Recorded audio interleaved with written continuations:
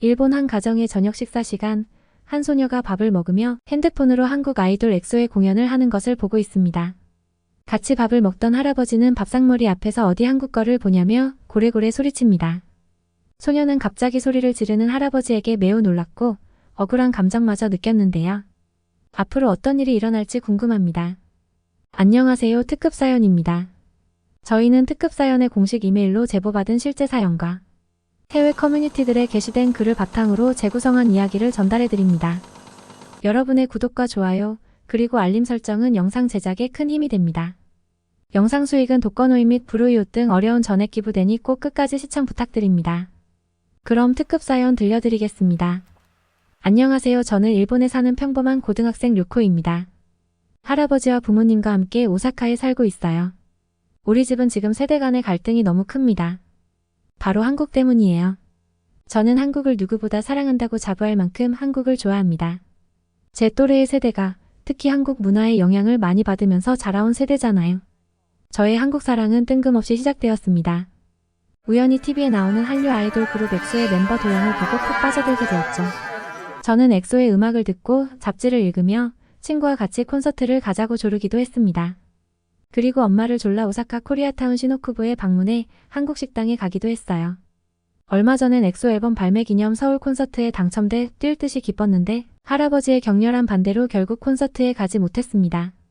그날 이후 우리 가족의 세대 간 갈등은 더 심해졌어요. 특히 할아버지는 제가 한국 음악을 듣는 걸 너무 싫어하십니다.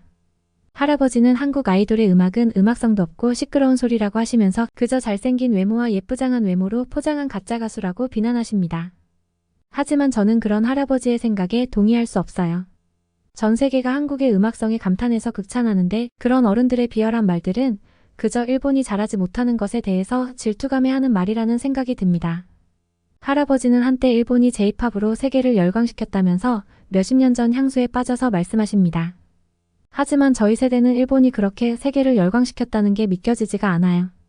왜냐하면 당장 길거리에 나가만 봐도 일본 사람들은 키도 작고 왜소하거든요. 얼굴이 잘생긴 사람도 많이 없어요. 이런 사람들이 세계를 열광시켰을 리 없잖아요. 저의 이런 생각에 어머니는 할아버지께선 일본의 경제가 대단했고 미국과 대등한 경제 강국이었었고 그런 부분에 대해 말씀하시는 거라며 할아버지 마음을 이해하자고 하십니다. 저는 엄마의 말을 듣고 최대한 이해하려고 했어요. 전 엄마가 좋거든요. 제가 한국 아이돌을 좋아하면서 음반이나 사진, 아이돌이 찍힌 굿즈를 사는 것을 좋아하는데 엄마는 저의 취미를 후원해주고 계시거든요. 엑소의 콘서트에 못 간 날 저는 몸살이 났습니다. 마음의 상처가 컸던 거죠. 엄마는 그런 저를 위해 삼계탕을 끓여주셨어요. 제가 한국 음악을 좋아하면서 한국 음식까지 찾아서 먹게 되었는데 떡볶이나 김밥을 좋아하는 다른 친구들과 달리 저는 삼계탕이 그렇게 맛있더라고요. 어느 날 가족과 저녁 식사를 다 먹고 나서 거실에서 뉴스를 보고 있는데 일본에서 불고 있는 한국의 문화를 소개하더라고요. 최근 일본의 MZ세대들을 대상으로 한 조사에서는 무려 64%가 한국을 좋아하고 답했다는 뉴스였어요. 할아버지는 혀끝을 쯧쯧 차시며 못마땅해 하셨어요. 그런데 그 다음 소식이 할아버지의 심경을 건드리고 말았습니다. 뉴스에서는 BTS 음악을 틀며 길거리에서 버스킹 공연을 하는 대학생에게 앞으로 꿈이 뭐냐고 물었더니 한국인처럼 되고 싶다고 말하는 거였어요. 그래서 한국어를 배우고 있고 열심히 공부해서 한국 드라마를 자막 없이도 보고 실제 한국에서 대화하는 느낌을 그대로 이해하고 싶다고 했었어요. 인터뷰를 한 기자도 당황하는 기색이 역력했어요. 하지만 뉴스는 곧 이 말에 대한 증거를 보여줬는데요. 일본 문부과학성 조사에 따르면 677개, 일본 대학 중 342개 학교에서 1만 명 이상이 한국어 과목을 이수했다고 합니다. 또한 2022년 5월 NHK 어학교재 매출 순위를 보면 4위, 8위, 12위가 한글 공부와 관련된 교재였다고 합니다. 저는 속으로 저 말이 바르다고 당연하다고 생각했어요. 왜냐면 저도 친구와 휴대폰으로 메시지 주고받을 때 종종 한국어를 쓰거든요. 현재 MZ세대의 일본인들은 꿀잼, 심쿵, 멘붕처럼 한글 은어를 사용하기도 하고 크크나 흐흐처럼 웃음소리를 표현한 자음까지도 따라하거든요. 하지만 뉴스를 들은 할아버지는 얼굴에 분노가 가득 찼습니다. 그리고 이내 가족이 다 보고 있는데 텔레비전을 꺼버리고 방으로 들어가셨습니다. 저는 리모컨을 얼른 집어 다시 텔레비전을 켜려고 했는데 아빠가 제 손을 잡으시며 지금은 좀 꺼두자고 하셨어요. 이게 뭐예요? 왜 온 가족이 할아버지의 눈치를 보고 살아야 하나요? 그러던 어느 날 드디어 일이 터지고 말았어요. 코로나가 끝나고 드디어 수학여행을 갈 수 있게 되었는데 그게 바로 딱 저의 학년부터 가능했어요. 학교에서 어디로 수학여행을 가고 싶은지 설문조사를 했는데 90% 이상이 한국으로 수학여행 가고 싶다고 했어요. 너무 압도적인 숫자의 학교에서는 한국행을 결정할 수밖에 없었습니다. 저는 너무 신이 나서 학교 갔다 오자마자 엄마에게 달려갔어요. 그리고 한국으로 수학여행을 간다는 기쁜 소식을 울먹울먹하며 전했답니다. 엄마는 제보에 뽀뽀해 주시면서 아이고 우리 류코가 드디어 소원을 풀겠구나 하시며 여행 준비를 잘해보자고 하셨어요. 수학여행은 2달 뒤인데 저는 그동안 한국말을 열심히 공부하고 싶었기 때문에 엄마에게 2달만 한국어 어학원에 보내달라고 했어요. 그때부터 한국말을 배우기 시작했습니다. 짐작하셨다시피 저의 한국으로의 수학여행은 할아버지에게 비밀이었어요. 한국이 아닌 오키나와로 간다고 했거든요. 할아버지에게 말하면 저는 여행을 못 가게 될 게 뻔하니까요. 저녁을 먹고 있는 식탁에서 할아버지가 저한테 갑자기 너 요즘 학교에서 늦게 오는구나. 무슨 일 있니라고 말씀하셨어요. 저는 까맣게 잊고 아무렇지 않다는 듯이 할아버지 요즘 한국어 배운다고 정신이 없어요. 발음이 약간 어렵거든요. 학원 수업 끝나고 1시간씩 자습하고 온다고 더 늦어요. 하고 말해버렸습니다. 말하고 나서 저도 깜짝 놀랐습니다. 아버지도 어머니도 저를 바라보셨고 할아버지는 수저를 놓으시고 고개를 숙인 채 아래만 보셨죠. 말실수한 제가 너무 바보 같았어요. 그런데도 한국 수학여행은 꼭 가야겠다는 마음에 저는 할아버지에게 제발 보내달라고 울면서 말했어요. 할아버지는 밥을 그만 드시고 방으로 말없이 가버리셨어요. 저는 아버지와 어머니에게도 잘못했다고 했어요. 하지만 아버지는 괜찮다고 하셨어요. 계속 할아버지를 속이는 것보다 이렇게라도 아시게 된 게 다행인지도 모르겠다고 말씀하셨죠. 저를 이해해 주시는 부모님께 너무 감사했어요. 할아버지와의 불편한 마음을 정리해야겠다는 생각에 저는 할아버지가 저녁에 종종 드시는 대추차를 타서 할아버지 방으로 갔어요.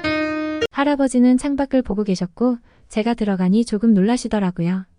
그런데 할아버지는 제가 생각한 반응과 달랐어요. 나가라고 소리를 지르실 것만 같았는데 의외로 차분한 언성으로 저보고 테이블에 앉아보라고 하셨어요. 할아버지는 제가 한국을 좋아하다 보니 요즘 한국이 어떤지 많이 찾아보셨다고 해요. 당신이 젊었을 당시만 해도 한국은 참 볼품없는 나라이기도 했는데 일본이 부동산 버블로 인해 전 세계가 알고 있는 잃어버린 30년을 경험하면서 한국은 발전을 거듭한 대신 일본은 멈춰 있었다고 말이죠. 그런 사이 한국은 문화까지 발전하는 게 보이셨대요. 특히 연사마라 불리는 한국 배우. 배용준이 일본 아줌마들 사이에서 폭발적인 인기를 끌면서 시작된 것 같다고 하셨어요.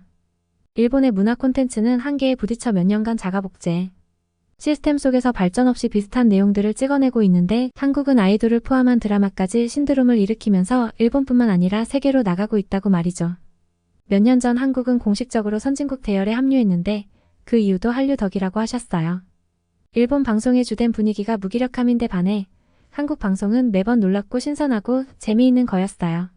할아버지는 이미 한국의 문화를 인정하고 계셨던 거였어요. 단지 당신이 알고 있는 한국에 대한 감정이 안 좋아서 받아들이고 싶지 않으셨다고 말씀하셨어요. 저는 할아버지의 솔직한 마음을 알게 되어 정말 고마웠고 한편으로는 친근한 마음이 들기도 했습니다. 할아버지는 한국어를 열심히 공부하라고 하시면서 단 한 가지 부탁이 있다고 하셨어요. 당신이 90년대 한국에 일하러 잠시 갔었는데 그때 한국 사람들이 일본에 가지고 있는 반일 감정이 너무 심해서 식당에 가도 일본 사람이라며 밥을 주지 않고 무시당한 경험이 많았다고 합니다. 지금은 원전 오염수 방출로 인해 반일 감정 이상으로 분위기가 안 좋을 거라 혹시라도 수학여행을 가면 나쁜 일을 경험할까봐 걱정된다고 하셨어요. 그래서 한국 수학여행 후 일본인을 나쁘게 대하는 느낌을 받는다면 앞으로 한국 문화에 열광하는 모습을 줄이고 일본 문화를 지키는 데도 힘써달라고 하셨죠. 저는 그렇게 하겠다고 약속했습니다. 사실 학교에서도 이 부분 때문에 조심스럽게 움직이고 있긴 합니다. 원전 오염수 방출로 한국이 일본을 싫어하게 될 수도 있어요. 하지만 그건 한국만의 문제가 아니잖아요. 전 세계가 원전 오염수 방출에 반대하고 있는 거 알아요. 그런데 오염수 방출로 뭔가 예민해진 가운데 한국에서 또 일을 냈잖아요. 최근 항저우 아시안게임에서도 일본이 우위를 차지하던 많은 부분에서 한국이 메달을 다 가져가 버렸으니까요. 일본 내에서도 시끌벅적합니다. 특히 아버지는 그래도 축구는 일본이 잘한다였는데 얼마 전 있던 일본과 한국의 결승전에서 2대1로 지고 말았거든요. 일본 내부에서도 점점 한국에 밀리는 것들이 많아지고 있다는 걸 느낍니다. 저는 할아버지와 진중한 약속을 하고 나서 한국어 공부를 더 열심히 했습니다. 그리고 한편으론 궁금했어요. 정말 한국인들은 일본인을 싫어할까? 할아버지 말씀대로 한국은 아직 미개한 나라일까? 수학여행으로 한국에 첫 발을 디딘 날 저는 정말 행복했습니다. 인천국제공항을 통해 입국한 한국은 방송에서 보던 대로 어마어마했어요.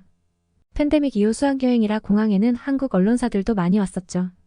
저와 반 친구들은 왠지 손을 흔들어야 한다는 생각에 웃으면서 카메라를 보고 손을 흔들었죠. 곧 제가 다니는 학교와 자매학교인 고등학교에 가서 참관 수업을 받았고 전주 한옥마을을 비롯해 지난 마산, 서울타워, 남대문, 명동을 여행했어요. 여행 내내 제가 본 한국인은 일본인에 대한 편견이 없어 보였어요. 한국으로 여행하러 온 해외 관광객으로 인정해 주었죠. 친절한 배려도 많았어요. 호텔 조식에서 수학여행 단체 관광객이 편하게 식사할 수 있도록 시간을 따로 정해 주었어요. 그리고 오후에 들른 어떤 햄버거 가게에 들렀을 때 한쪽 테이블에 일본 원전 오염수에 관해 열띤 토론이 있는 걸 들었는데 그분들은 우리가 일본어로 조용하게 메뉴 주문을 하니 오염수에 관한 이야기를 일부러 멈춰주기까지 했답니다. 학교 수학여행이라는 목적 때문에 비록 아이돌 스타를 만나진 못했지만 한국을 느끼기에 충분한 시간이었어요. 넷플릭스에서 보던 한국의 모습과 똑같았죠. 방송에 나오는 연예인들만 인물이 좋은 줄 알았는데 한국 시내를 돌아보면서 젊은 사람들이 키도 훤칠하게 크고 얼굴도 예쁘고 잘생긴 사람이 진짜 많았어요. 역시 육지는 다른 것 같아요. 정말 즐겁게 여행하고 와서 저는 한국어 공부에 더 매진하고 있어요. 어학원을 다니고 있기도 하지만 한국 드라마로 공부하고 있어요. 왜냐하면 일본의 넷플릭스 1위부터 10위까지 한국 드라마가 거의 다 차지하고 있거든요. 실제로 이런 위기를 느낀 일본 배우인 사토 타케로는 콘텐츠 강국이었던 일본이 왜 한국처럼 못 만드냐? 한국을 이젠 배워야 할 신세라고 말하기도 했어요. 할아버지는 저의 선택을 존중해 주었어요. 반일 감정을 못 느끼고 왔다는 제 말을 처음에는 동의하지 않으셨지만 제가 갈수록 한국에 빠져드는 것을 보고 또 세대 차이를 느끼신 것 같아요. 그렇게 우리 집은 약간은 편해진 상태의 세대 갈등으로 살고 있어요. 사실 한 집에 한국에 대해 존경하는 사람과 반감을 가진 사람이 살고 있다면 얼마나 불편하겠어요. 이제 일본 가정집에서 종종 일어나는 갈등입니다. 시간이 지나면 일본 가정의 세대 간의 갈등도 조금씩 좁아질 것이라 생각합니다. 대학생이 되면 부모님과 한국을 방문할 거예요. 그땐 엑소의 콘서트도 보고 종로의 유명한 삼계탕집도 찾아가 볼 겁니다. 방송국 앞에 가서 죽치고 앉아있고 싶기도 합니다. 저의 경험을 잘 들어주셔서 감사합니다. 한글과 한국의 분위기를 소비하는 것이 하나의 문화로 자리를 잡고 있는 것에 굉장한 자부심과 자랑스러움까지 느껴지는 것 같습니다. 한때는 한국을 깎아내린 일본에서 한국의 인기가 이렇게나 높은 것이 신기하게 느껴지는데요. 역시 그만큼 문화의 힘이 크다는 것이 확실하게 느껴지고 있는 요즘입니다. 앞으로도 한류가 더욱 급부상하여 전 세계를 아울러 큰 인기를 끌기를 바라며 오늘의 영상을 마치겠습니다. 오늘의 특급 사연은 여기까지입니다. 본 영상을 보시고 남기고 싶으신 말이 있으시면 댓글로 남겨주시면 사연자분께 전달해드리겠습니다. 채택되신 분께는 소정의 선물도 드리고 있습니다. 저희 특급 사연은 실제 사연 제보를 받고 있습니다. 구독과 좋아요, 알림 설정을 해주시면 영상 제작에 큰 힘이 됩니다.